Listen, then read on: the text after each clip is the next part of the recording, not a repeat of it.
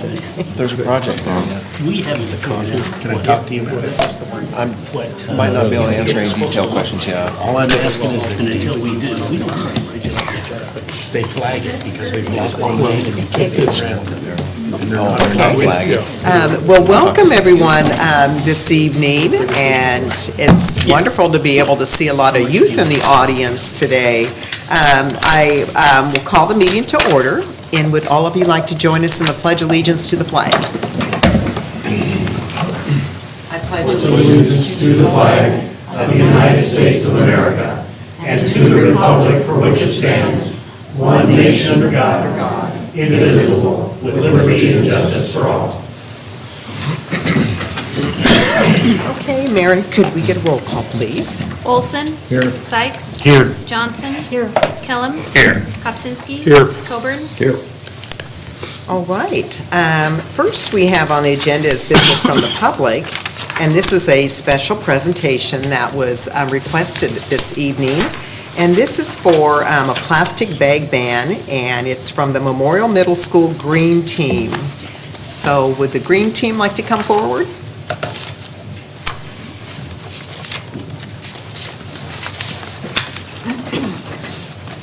And then if everyone can introduce themselves. Okay, those should go down to the corner, and then she passes them around down at the corner. For everybody except me, evidently. Pass them out. Yeah, sure. Pass them out. Okay. I guess. Thank you. Thank you. Thank you. Thank you. Thank you.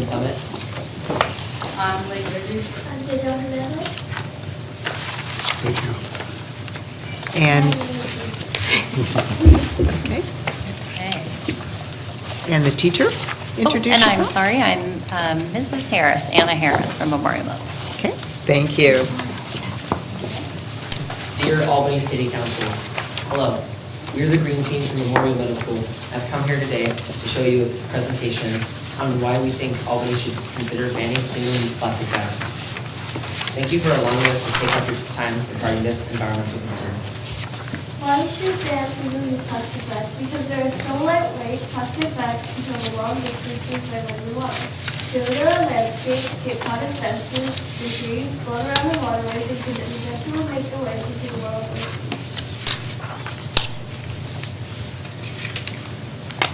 How plastic bags affects the human population. Over 3 decades, humans have managed to dump tons of unfounded garbage into the ocean. As a result, fish and wildlife are threatened by an monoxide environment, consequently toxic from the plastic and vegetation, threatening human life. The most polluted places in the ocean, the massive plastic exceeds the amount of 23% of it. It's a large piece of evidence that leads to the problem of polluted the ocean every night.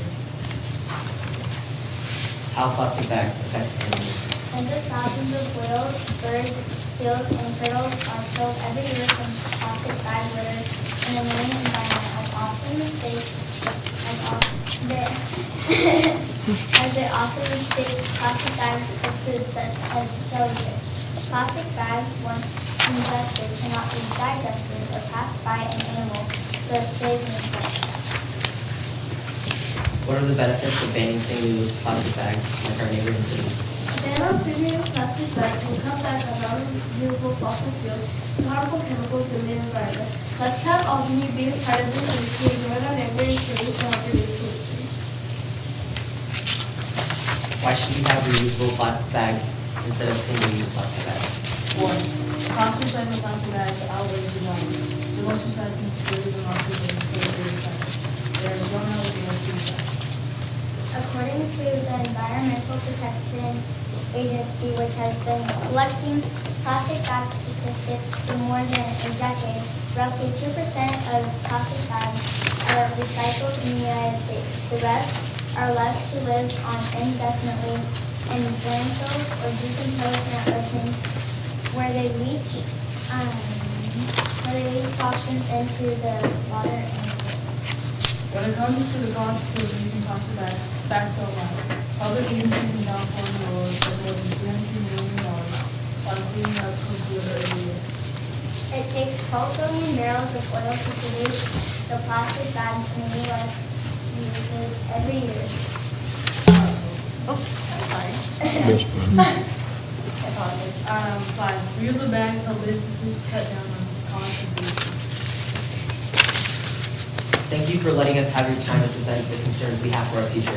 We hope you will take the single-use plastic bag ban into consideration and keep Albany great. This presentation was created by Daniel Hernandez, William Summit, Blake Gregory, and Joshua Bell. Thank you. Thank you. Would you, you handed a packet, and so maybe, would you like to kind of walk us through the packet? That way, the viewers that are watching online or would watch it on YouTube, they'd be able to kind of know what was handed out to the council. So the letter was actually written by one of our students, Tatum Miller. She's not here tonight, and she composed that along with a few other kids in our green team class. And it's just a letter that we thought we'd approach to you in the beginning. We didn't know if we'd be able to present tonight. So we went ahead and included that along with some information the kids pulled from the internet regarding other places that have had the single-use plastic ban, such as Portland, and then the Sierra Club you'll see in there as well. And how many cities did you find in Oregon that has the ban, besides Portland? Do you remember some Corvallis? cities? Uh-huh.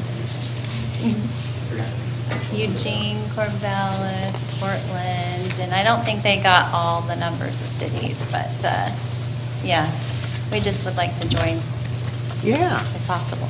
So is there any thoughts for the students to kind of send the presentation to our legislative leaders in our region? Have you thought of that?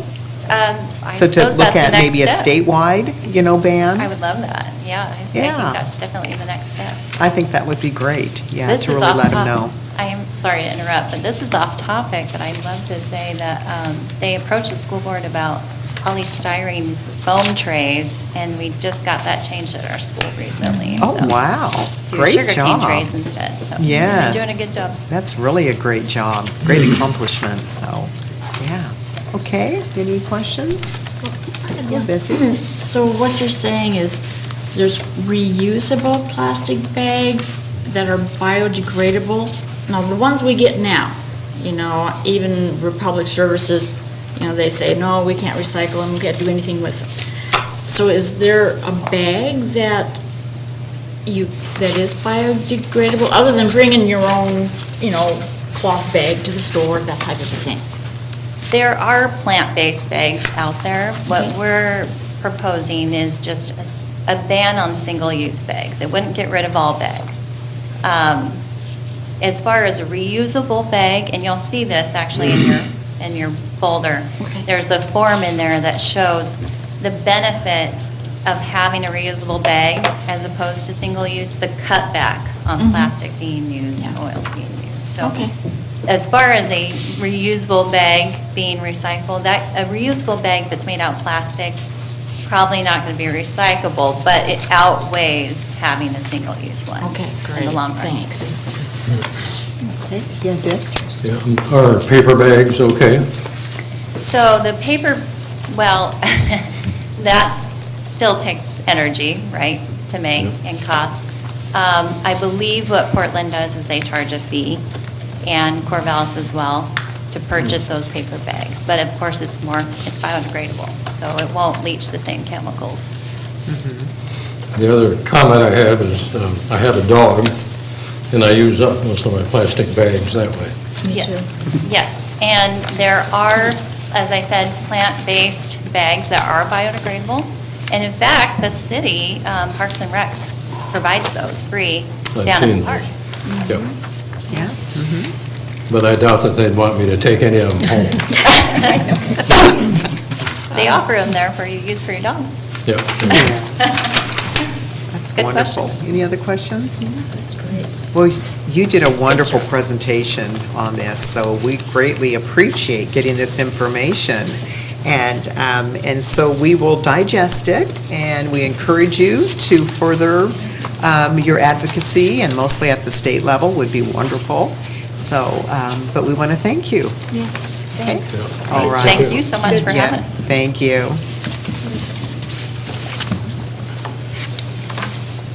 Okay, we're still under business from the public. Is there anyone else that would like to bring an item forward this evening? Okay, not seeing anyone. Next, we have a public hearing, and this is for setting rates for stormwater management services and repealing a resolution. I will open the public hearing up at 7:25 PM. And does staff have a report? Sure, thank you, Mayor. We actually don't have a big presentation for you tonight. We recently discussed the stormwater utilities unfunded needs at great length at the February 12th council work session. And those unfunded needs are summarized in your memo on page 3 in your packet. As we talked about, we're going to continue to learn more about what lies ahead for upcoming regulatory requirements, as well as the condition of the pipe that exists out in our system. So as we continue to learn more, we'll bring that information back to you in future staff reports. At the meeting on the 12th, council determined that it was not the right time to raise stormwater rates to respond to those identified unfunded needs, and directed staff to bring back a rate resolution for tonight's public hearing that would implement a 3% rate increase to be effective March 1st of this year. 3% was the number that we were working with in that discussion on the 12th, identified as a long-term estimate of inflation over time on an annual basis. I'll just note that based on what we've seen over the last week or two here, as we've been crunching numbers on next year's budget, that 3% will come close, but it won't quite cover the anticipated inflation that we'll see in the next year. But we're assuming that we want to, that you are going to want to stick with a 3% rate increase. If that's the case, that would raise the average single-family residential bill by 20 cents per month, and it would bring it up to a total stormwater bill of $6.94 per month.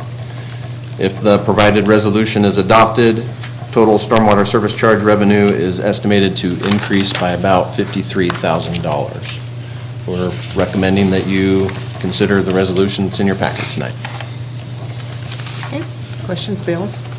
Well, not a question, but I'm the one that proposed the 3%, only because I thought the 13% was a little bit of sticker shock to the citizens. Certainly understand the need, it's justified, but I think the important part of my comments during the work session is to formulate some sort of outreach to the community, or like we have in the water task force or something like that. It's a huge mountain to climb, but we've just got to be able to explain that need to the citizens and what our plan is to fund those needs. And also we're kind of waiting to see what happens with DEQ and our stormwater permit, and that's another big piece of the puzzle. So I for one just wanted to make sure that you understood I'm not opposed to the 13%. I just think we need a little different approach to the solution. Thank you. Bill, did you want to kind of touch base on some of the talking points? We had a discussion with Mark Yeager the other day, sort of what we are up against. Well, I can. It's kind of off on a tangent on this, but with the DEQ stormwater permit that is coming down the road, there's several problems. As an example, one size fits all of all the Phase 2 cities. It doesn't even take into account climate. As an example, Bend and Ashland would be thrown in with Albany. We get a lot more water than both of those, probably. The idea that, we think it'd be better to have our own plan that Albany puts together and presents to DEQ and said, here's what we plan to do, and look it over and approve it. They won't consider that. Again, it's a one-size-fits-all, and their excuse is that they don't have the manpower to review all the different permits that would come in. And there's enough problems. I mean, you can go on for hours and hours, which you have at or Mark did at the work session and so forth. But it's a challenge. Yeah, Ray, then Mike. Have we received any response from DEQ on the pushback that we've given them with a whole bunch of questions? Have they started to even go through that process to answer any of them? The comment period just closed. Okay. So I think it was like the 20th, if I remember right. Chris is shaking her head, yes. So, yeah, we will not be alone in comments submitted. So they'll have their hands full trying to get through all of that. And again, I mean, the list goes on and on and on, but one of the bigger problems is that they have this unfunded mandate, and when they come down with the rules, that's what it is. And then it's like, well, how are we supposed to pay for that? As I understand it, their attitude is that that's not our problem, it's the city of Albany's problem. So then, hence the 13% every year for the next X number of years to try and pay for it. I'm hoping some common sense will prevail at DEQ, but we'll see. Mike? 3% doesn't cover the rate of inflation. What percentage would? You'd be looking at like 4.5% to 5%. It's a small dollar amount. Just, I mean, the 3% Well, I'm is just 53. worried about covering, not going Just means we backwards. do, yeah, right. We just end up doing that much less work on stormwater that year. So, what if we went to 5%? So we don't go backwards? I mean, I'm just throwing it out there, because I hate to see us go backwards over, We don't know what we're gonna have to do, though. huh? We don't know what we're gonna have to do. No, we don't. But I'm just throwing it out there. Sure. What does that mean in terms of dollars to, or cents, I should say, to the average ratepayer?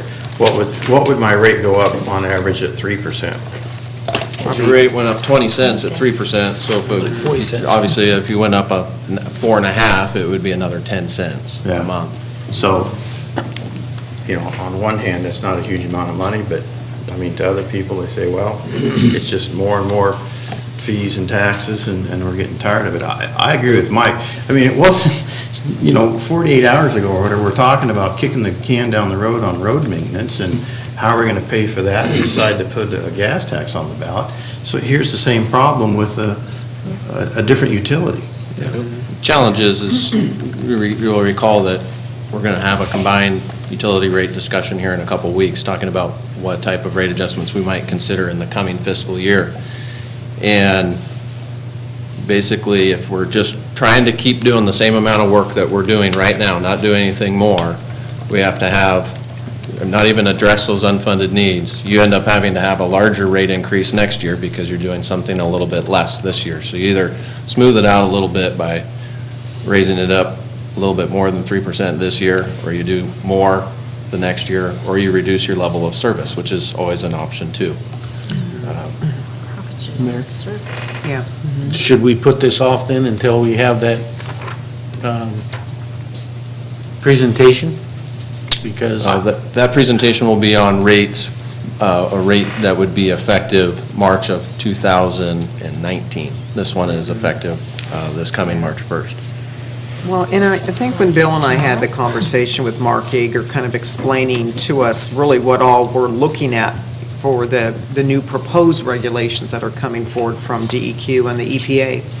I mean, I think we can all agree, we want to be here in Albany a good steward of the Willamette River and all of our waterways. So we want to reach the goal, but the goal has to be cost-effective for our community. It can't be a financial burden on our community. So as long as DEQ is more, looking at their standards they're setting, and being able to have communities phase things in, we can be able to come up with the plan. It could take 10 years or 20 years to get into full compliance, but at least we need to be able to see what can we do to be able to be in full compliance. Because I think I don't think anyone would disagree, we want to be good stewards of our waterways, but we just need to know how, phase it in, but also it needs to be fair within all communities. It shouldn't be a smaller community doesn't have to really do much of anything, and a larger community would have to be sharing more of a burden and have to do more. So they've got a lot to get worked out, but I think if we let them know, we're willing to work with them, but we need to be phasing things in and be able to, reach that goal of being in compliance. And just to be clear, the rate increases that we're talking about right now don't provide anything for additional regulatory requirements, whether that's a reasonable permit or an unreasonable permit. This is really just focusing on continuing to do the same amount of basic street sweeping and the amount of pipe cleaning and investigation that we've been able to do over the last year, and some other items that we've talked about in the past, but it's no additional monies towards regulatory compliance. Yes, Bill? I don't think Mike's proposal is out of line. I mean, we ought to be able to at least keep up with inflation. I'll make a motion that we approve the resolution, but that we amend the increase to 5% instead of 3%. I'll second that. Do you think, though, we should, since the public hearing and it really was announced at 3%, and actually, we haven't asked for comment yet, so we can't have a motion yet. But do you think we should hold that off and bring back a resolution for the next meeting? It would really be up to you. There's no requirement that we have a public hearing for rate adjustments. It's been council's practice to seek that input through a public hearing. Okay. Sean can probably provide a more technical response than I can. That's accurate. I mean, both of you, right? And it is a public hearing now, so we can hear from the public and what they have to say if they're ready to speak on it, so. Yeah. But the public doesn't know what the proposal is. If the public has been tuned into it, they think it's a 3% increase. They think, well, I don't need to come. But if it's a 5% increase, they might change their mind, they might come, they might complain. So I think that's the mayor's position on that. So is there anyone here that wanted to comment for this public hearing? And this is over the stormwater management services resolution. Yes, ma'am. So you'll need to come to the microphone, and then you'll need to state your name and furnish your, spell your last name, furnish your address. Excuse me, Mayor, Which is I the think- motion still on the table, or should the motion be The motion withdrawn? had been It was out of withdrawn. It was out of order, plus there was no second, so. All right, so the motion is withdrawn. Thank you. Yeah, there was no second. We did. Oh, I'm sorry, Mike did. Did somebody grab the microphone for her? I think you'll need it, Joanne.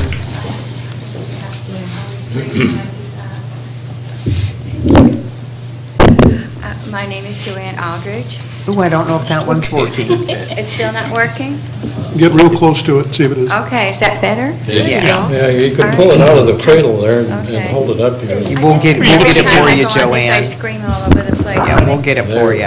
Okay. Okay. All right, thank you. I'm here because I'm concerned for our senior citizens. I know 20 cents or 25 cents doesn't seem like much, but we just got through with a large bill for a bond for the schools and what else, and now this is coming up with the storm, and there's another one to fix the roads. I mean, it's got to stop somewhere.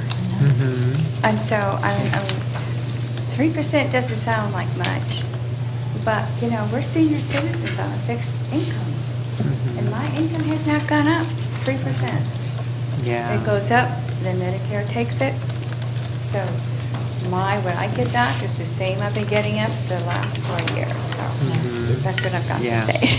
Well, so Joanne, we do have our low-income assistance program through our water and sewer for seniors, and that is something when we look at all of our fees, the council could look at adding stormwater into that too, but we don't have an established assistance program yet for that.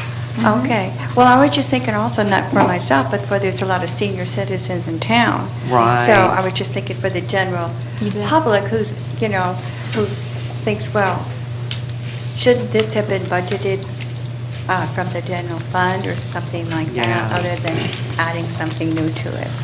Right, yeah. Anyways, thank you for listening. Okay, thank you, Okay. Joanne. Bye-bye. Take care. Do I have to turn this off? You can leave it on, just put it back in the little, yeah. It is kind of hard to get back in. Jorge can get There it. you Oh, go. you did it. I don't think I got it last time. You did great. Thank you. Anyone else that would like to speak on this public hearing? Okay, all right, not seeing anyone. With that, I will close the public hearing at 7:39 PM. And council, what would you like to do with this item? I'd like to ask a question. Okay.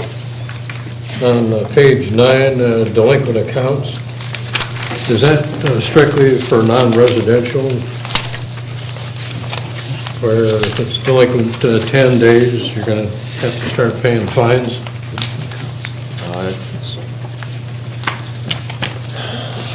Hold on just a moment, Counselor. No, I have that. And I'm thinking about myself, I didn't get around to paying my bills till yesterday, and Yeah, so and I noticed on, I forget which one it was, I think it was, this is the same process that's followed for all of our utility bills. This isn't a unique process. And the due date, so I'll walk you through how this works. so this is for residential, It's for everybody. everybody, okay. You want more information on that, or? Well, I just want to comment that I get bills ranging over the month, and I usually get around to paying the bills like one day in the month, and try and pay the whole darn bunch of them. And if everybody does this, I'm going to be paying fines on about half of them. So I'm wondering, Yeah, in fact, I'm probably paying fines on my water bill right now. But, there's a lot that has to happen before you get shut off or you get fines. Well, I know, but it says further down here, subject to administrative service charges. I'm sorry, can you say that again? I didn't hear you. Further down in the paragraph, it says, written notice of a delinquency and it may be subject to administrative service charges. So how much is that charge going to be? I don't think we set one for stormwater. I'd have to read through this, Counselor Olson. I just can't recall off the top of my head. I apologize. Okay. Well, I guess I personally would like to have a little bit of slack, a little bit more than 10 days to pay the bill. Yeah, that's being fine. There actually is, I can go over this with you after the meeting if you want. There's slack built into the system from that due date, from the steps that happen. Okay, Rich. I think Dick is correct in his assessment that we have advertised this at 3%. And changing it in the middle of the road, I don't think is the right thing to do. So I would be happy to vote for 3%, because that's what we said we were going to do, or we can postpone it. Yeah. If we want 5%, we really should postpone it. Well, I agree. My problem is it's not going to cover the rate of inflation, and we're going to go backwards. Oh, I agree. So we can postpone it, and I agree with postponing it and telling everybody that we're looking at 5% instead of 3%.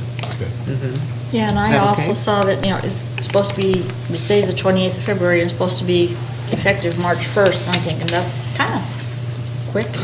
So maybe it would be good to delay it. I mean, the 20 cents or whatever, for another month or something isn't gonna hurt anything. Would that be okay, Jeff? Our next council meeting, bring back a new resolution on that with the other date? Whatever council wants, yep. Like we can April certainly do 1st that. then? Yep. Yeah, okay. Glad to. Okay, You're council? so accommodating. Okay. He works on Sunday, too.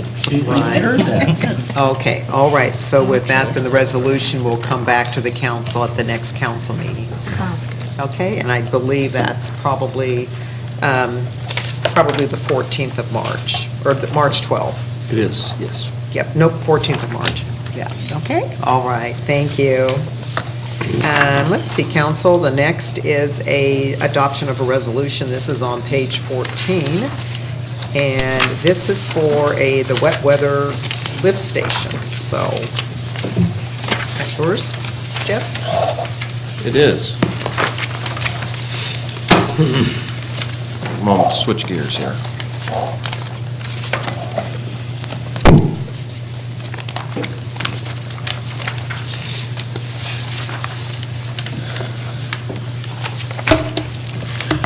Okay, well, Chris and I are pleased to be presenting this opportunity to you tonight for funding the riverfront sewer interceptor improvements.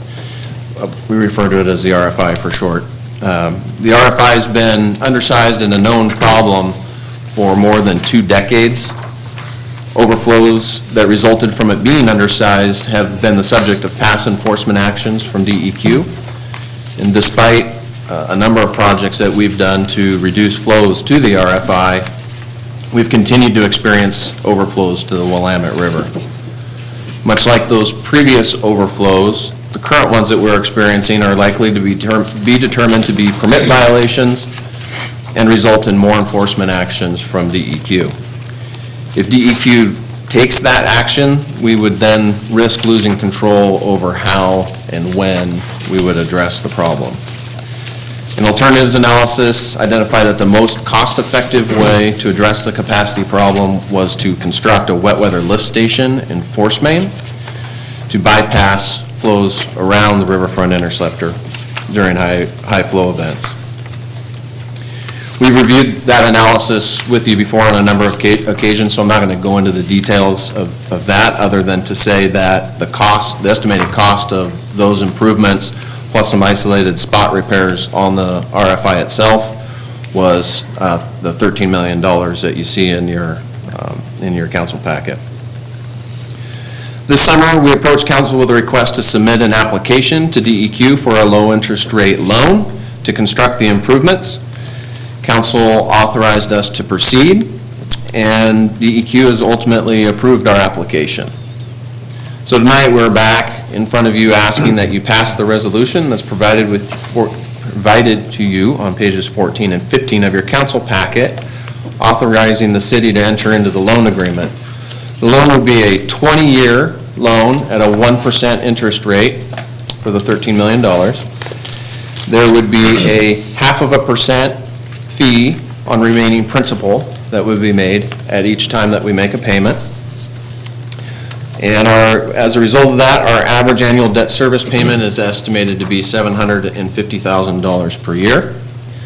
From a cash flow standpoint, though, our recent refinancing of debt for the water reclamation facility and Talking Water Gardens, we were able to reduce our annual debt service payments on those by about $350,000 per year. And then we also have annual payments for the Talking Water Gardens land purchase that will be concluded in 2020. That will reduce annual expenditures by another $500,000 per year. Our first loan payment is estimated to occur around midsummer of 2020, so the timing of those things lines up very well. And ultimately, if we're to move forward here, the annual payment for the new loan is then more than offset by the reductions in those other areas. So with that, we would recommend that you pass the resolution that begins on page 14 of your council packet, and Chris and I are happy to answer any questions that you have, even though she's in the back there. Okay, questions? Yeah, Dick? So when we actually get to doing the project, we'll get to review what you're going to do with it? I'm not sure I understand. Where the pipe's going to be and where the pump's going to be, so forth. Sure. There's maps in your council packet? Yeah, and I can't see the red against. Yeah, so the pump station's sited just west of the wheelhouse, around the Dave Clark path where it kind of zigzags down there to come closer to the railroad tracks. And I was concerned that it not be a big chain link fence thing. Right, and we talked about that. Mm-hmm. And then the force main routing is primarily down Water Avenue, and then I think it goes down, Gary, and then, so it's going to be a pressure pipe? Yes, it's going to be buried? Yep. Okay. How big a pipe? Do we know? I do, not off the top of my head. Well, that's fine. Okay.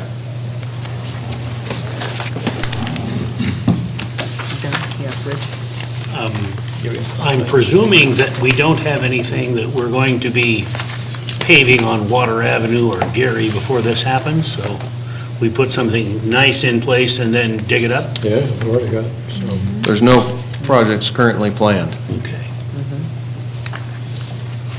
Okay, council, the resolution's on page 14. What would you Move like? to approve. Second. Okay. And any more discussion? All those in favor say aye. Aye. Opposed, same sign. Okay, motion carried.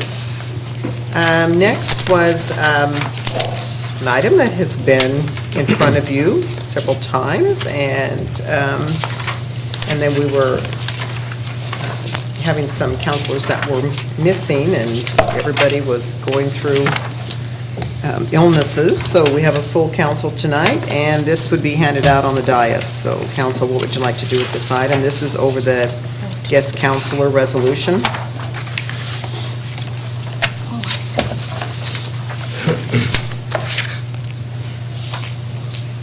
Well, I'd like to propose that we not even consider this resolution.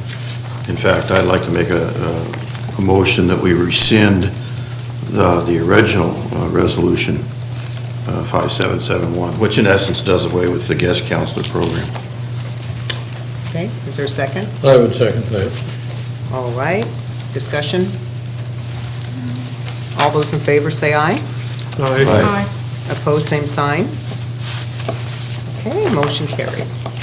All right, so that would be the resolution that was on the agenda then was no action, and then it was to rescind 5771. Okay.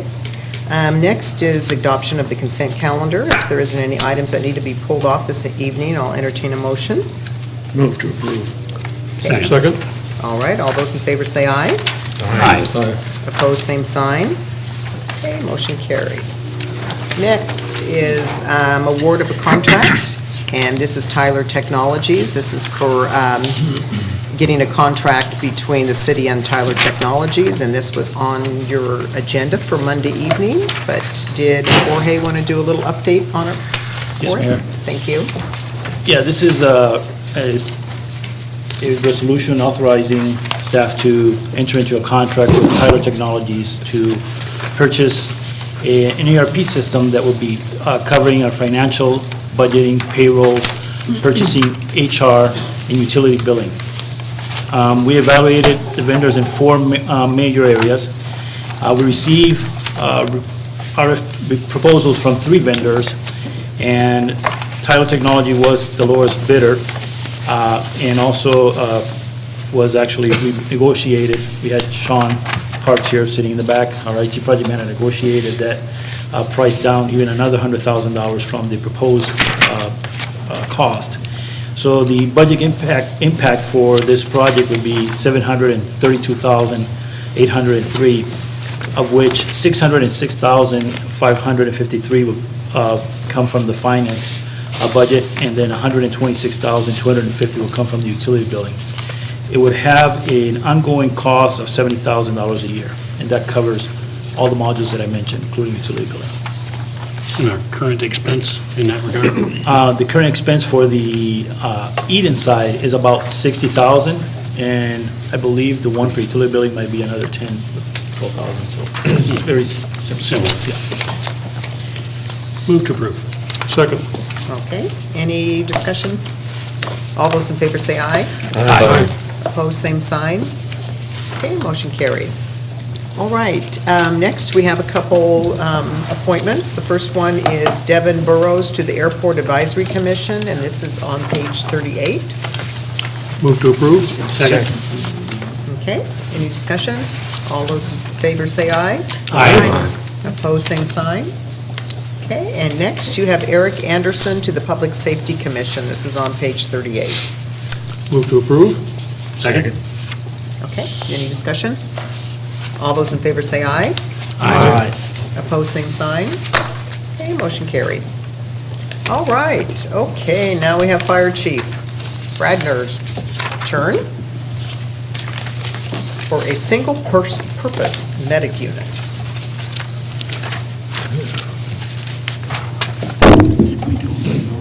Good evening, Mayor and Council. Question had come up here a month or so ago, maybe a little bit more, about the single-role medic unit crews that we have on and how that program is working. And so I wanted to come tonight and just provide you with a brief report on that, give you some information, and I've got a handout to give you here in just a minute. So this program is known as our Medic 71 program. Did a little bit of history behind it.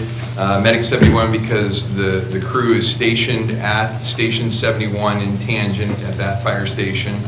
and it's made up of employees from the Albany Fire Department and the Lebanon Fire District. And so we collaboratively went together. We had a problem and a partial solution. Lebanon had the same problem and a partial solution. And back in 2016, July 1st or July 5th, I think was actually the first day of 2016, we started the single role medic unit, which became known as Medic 71. So it's been going for about 20 months now.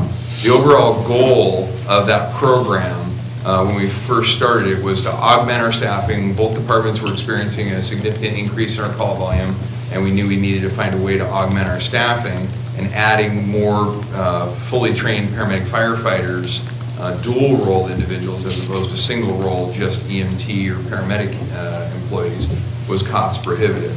So we went together and we hired initially two from Lebanon Fire District and 2 from Albany Fire Department. And then we put those 4 individuals on one unit and put them down at that station.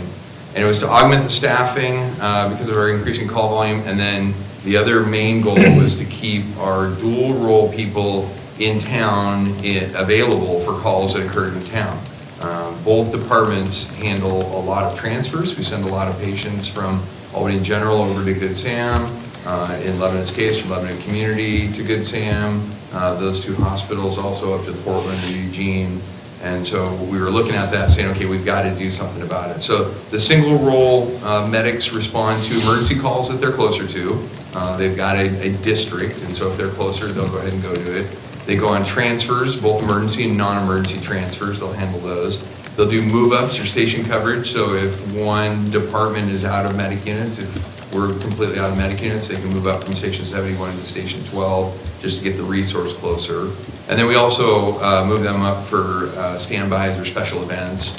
It was last summer, it was part of their normal process to come into River Rhythms, and they'd be the medic unit that'd be stationed at River Rhythms. That was the on-duty crew there. In July 1st of this fiscal year, so July 1st of 2017, Lebanon was enjoying the success of this program, and they said, we want to grow the program. At the time, we didn't have the ability to add more. We were in the process of adding the SAFER folks. So Lebanon added 2 additional, and 1 additional EMT and 1 additional paramedic to the program. And so currently it stands with there being 4 Lebanon employees and then the original 2 Albany employees that we started with. It's not the same 2 employees, but 2 employees. That allowed us to increase our staffing. So we were initially covering 6 days a week. We then put a second unit on to have some overlap. So that way, if we had a transfer going from Albany General over to Good Sam, and Lebanon had a transfer at the same time going from Lebanon Community up to OHSU, they could handle both of those transfers at the same time. We knew we needed to expand the program because it was working. So we're regularly evaluating the program and the hours that the crew is on and overlap time and days of the week. And so we actually just made a change on Monday of this week. And that second medic unit, we were providing more overlap. We decided that it made more sense to cover 7 days a week. Previously, we were only covering 6 days a week. So now we're covering, as of this week, we're covering 7 days a week from, they start at 10 o'clock in the morning, and then weekdays, they end at 11 o'clock at night, is their shift. Friday, Saturday, Sunday, they end at midnight. Their shift ends at midnight and starts at 10 in the morning. And then on Thursday and Friday are the only 2 days now that we have an overlap unit, or what we call Medic 72, which is just the second of that series. So with that, I've got a handout. I would like to hand out real quickly, and then I'll go over that. So is that 2 vehicles? Yes, it is.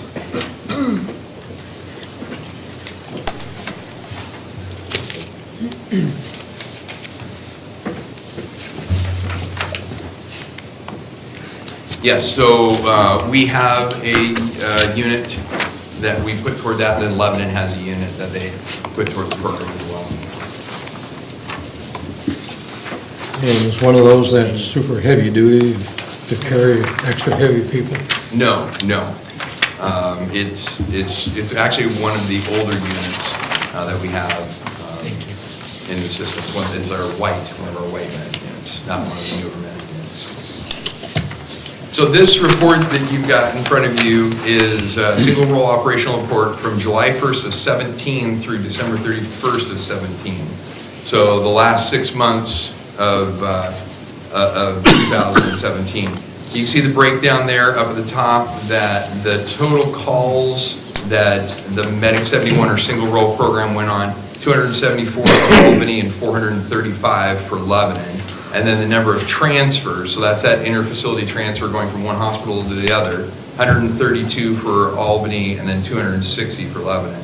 And then below that in the blue box, you can then see the breakdown of who or which unit, Medic 71 or the second yet, Medic unit, Medic 72, who they handled calls for and then how many calls that they handled.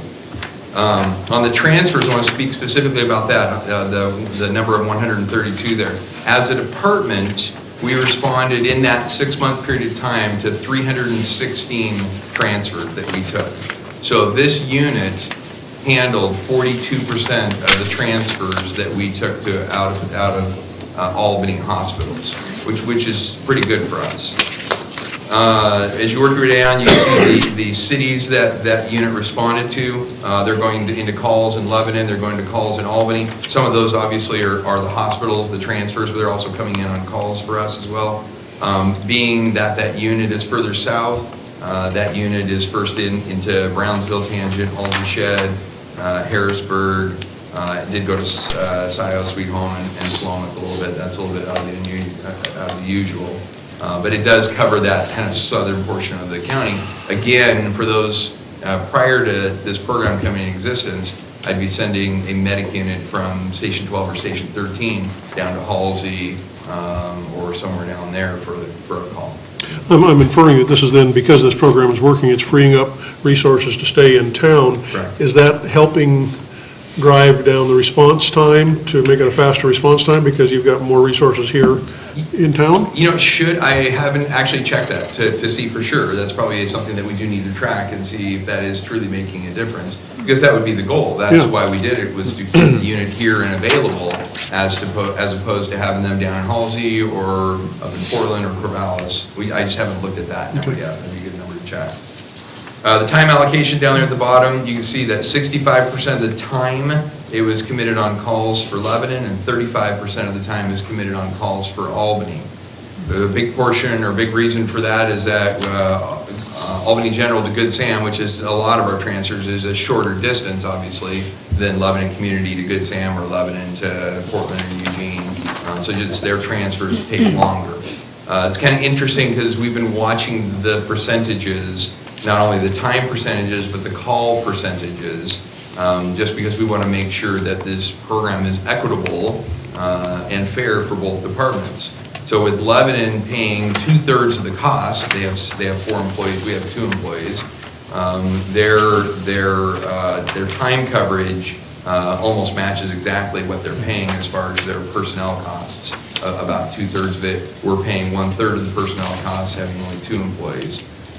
As far as the calls go, 39% of the total calls are with our department or for the Albany Fire Department, and then the other 61% is for Lebanon Fire District. So it really does seem to be matching the model well of them having 4 employees, us having 2 employees. We've had some conversation about growing the program because we would like to grow the program at some point in time. We see the value in it, and what myself and Lebanon's chief have discussed is that probably our next step would be for Albany to add 1 and Lebanon to add 1. So we would have 3 employees, they would have 5 employees, which would put us at, I think, 37.5% of the cost, getting anywhere from 35 to 39% of the either time or the call volume. On the back side then, there's a breakdown of days of the week. A chart is a little bit misleading. It looks like Wednesday is a slower day. And this was a period of time when we had that second unit on. And so we had greater opportunity for obviously them to go on calls because we had 2 units on. That unit was staffed on Monday, Tuesday, Thursday, and Friday. So that second unit wasn't there on Wednesday. If it would have been there on Wednesday, it probably would have been a similar trend up as high. But it just physically wasn't there to be able to handle the calls. And then the bottom chart there is the time of day. You see when they're staffed. I think when we were doing it during this period of time, we started them at 9 o'clock, and they were going 9 to 10. Now we've shifted them a little bit, looking at the trends and the call volume and where the sweet spot is to try and get them to handle the most possible calls that we can. So with that, I'd be happy to answer any questions you might have. Yeah, Rich? Yeah, we have 4 and 2 for personnel. How about equipment? So we each have one medic unit that we use in it.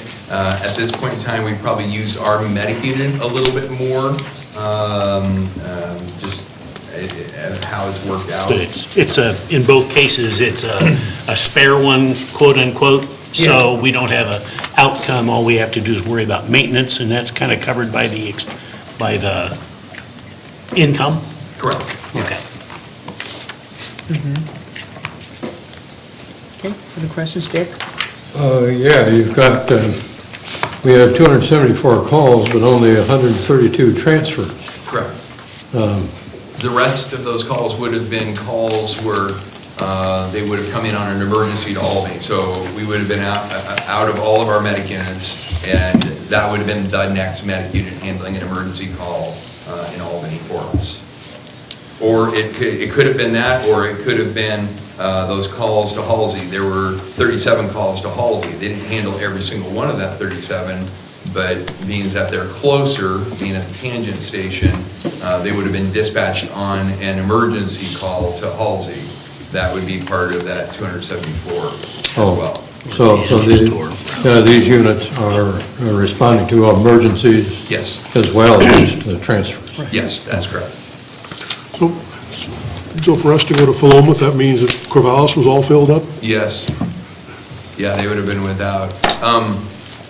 It's interesting because most people don't realize, and it doesn't happen frequently, but there are days, probably more in the summertime, where there'll be one medic unit between Lebanon, Sweet Home, in all of Lynn County, there might be one medic unit available. Sweet Home's out, Lebanon's out, maybe we've got all but one of our medic units out. Yeah, that's not a daily occurrence, but that does occur. Same thing happens over in Corvallis. Their staffing is even less than ours, and for them to run out of medic units is not uncommon. And Corvallis Fire services Philomath, the city of Philomath, or Philomath Fire District, on ambulance call. So we occasionally get sent over to Philomath. That unit being out by Highway 34, it's quicker than, Medic 14 coming from North Albany to get to Philomath. So you run out, what do? Send a fire engine? Yeah, if we completely run out, we would send an engine, assuming it's available, and then we would call mutual aid from Somebody my age, that's reassuring. What's that? Somebody my age, that's reassuring. Yeah. How come so many more calls from Lebanon than from Albany? That's for this unit. For this unit, it's the number of transfers. So because that's what this unit is predominantly for, is for that transfer, to keep our dual role people in town and available for calls. So they have that many more transfers than Yes. Lebanon is a lower level facility than Albany is. Albany, cardiac, all that type of stuff goes over to Good Sam. Lebanon, a lot goes out of Lebanon over to Good Sam or to another receiving hospital. When we started this program, we were running, I think we were running about 500, maybe a little over 500 transfers out of town, more than one a day, basically on average, out of Albany General to another hospital. Lebanon at the time, I believe, was about 1,200 transfers a year. So it's not uncommon for them to do 3 or 4 transfers a day. But weren't you telling me, Chief, when I kind of questioned about how come we had so many calls of service going towards Lebanon, that their staffing levels weren't up to what they needed to be? So that kind of created more calls where our staffing levels are up high, so it's not as much a demand? I wouldn't say our staffing levels are high, our staffing levels Right, are better. higher than theirs, yeah. Definitely higher than theirs. Yeah. The call increases that we've been talking about, or I've been talking about for the last few years, went from basically 6,000 to 9,400 calls over a 6 or 7 year period of time. Lebanon has seen very similar increases, and so they have been struggling to keep up with that. We're a all-career department, they're a combination career volunteer, so they rely on their volunteers, which is tough for any department to be able to deal with that. So they've made a number of improvements just over the last year, and they have more that are coming that are going to help them with some additional staffing. Okay. So there are some things in the work that they're dealing with. Right, yeah. We just want to make sure it's going to be fair. Yeah. And that we're not, backfilling their lack of staffing, so, on that. So the fees pretty much pay the bill?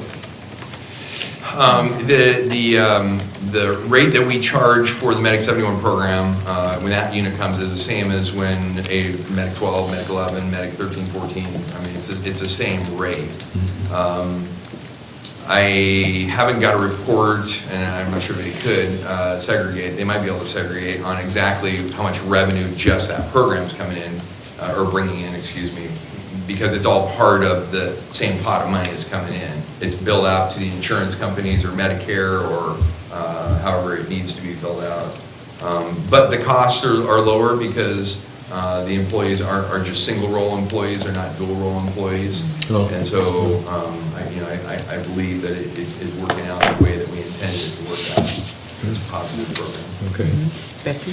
Chief, just curious, does Corvallis have anything to do with, I see, to Philomath, Harrisburg, and towns, cities down that way.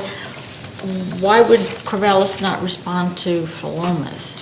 Well, they would normally, but this would be when they were completely out. So all of their medic units were completely out. All right, so this is kind of a field campaign. Harrisburg, actually, they would normally get their service from Junction City. Junction City ambulance would come up to Harrisburg. So this was a couple of times during that 6-month period of time where Junction City's ambulances were all out. So it's kind of like all cities help each other out. Yes. It just happens to be Correct. one. And that goes both directions. Sure.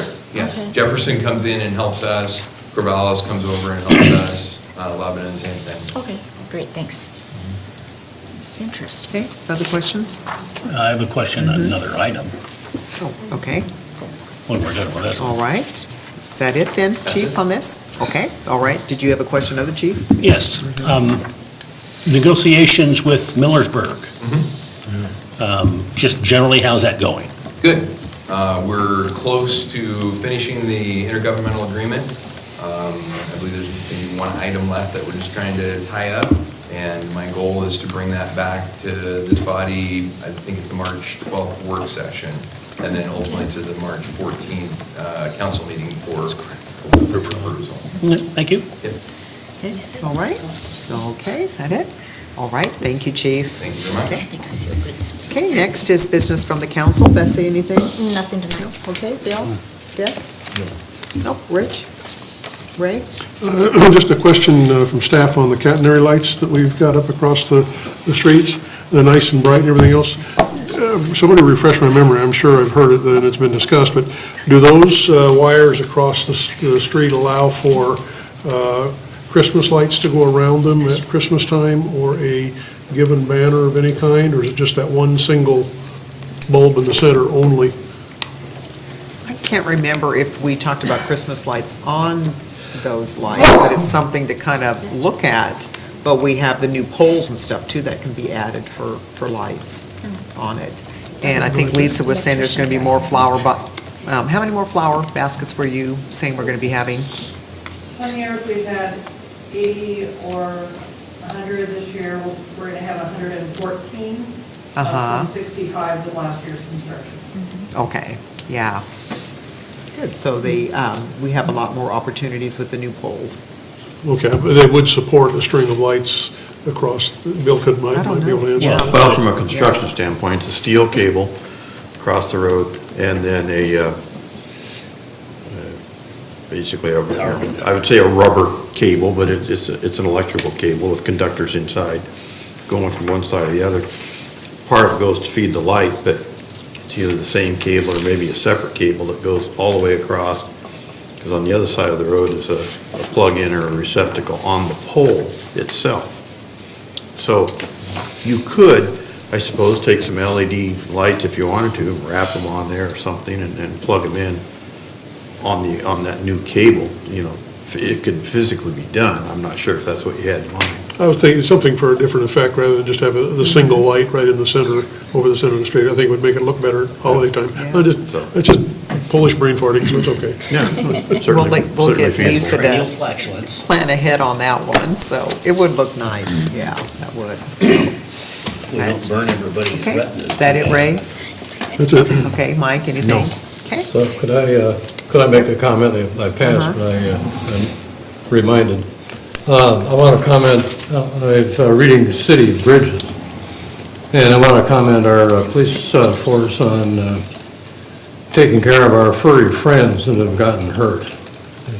Hopefully the rest of you have been reading City Bridges. I haven't read it this time.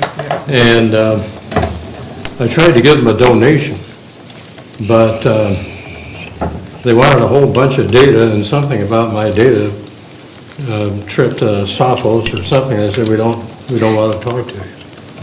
So I was going to bring my checkbook, but I forgot that too, so.